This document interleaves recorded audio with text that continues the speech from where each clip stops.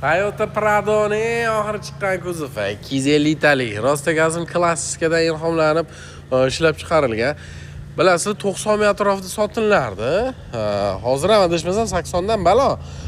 2024 oxirida ishlab chiqarilgan. 2025 oxirida avtosalondan olingan ekan. Men avtosalondan olingan mashinalarni ham ko'rdim. Aslida 2024 ekan, yaqinda olinganlar ham.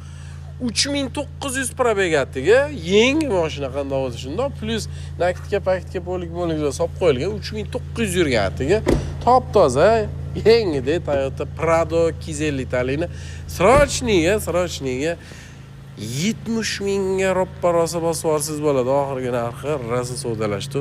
Roppa-rosa 70 mingga bosvoring 3900 yurganiga narxini surishtirib ko'rgan bo'lsangiz, maza qilib Hojdodaga olib berishingiz uchun off-road yo'llarga yurish uchun va shaharda yurish uchun ham ishkalat varandi. 2 turbina motor bo'ladi.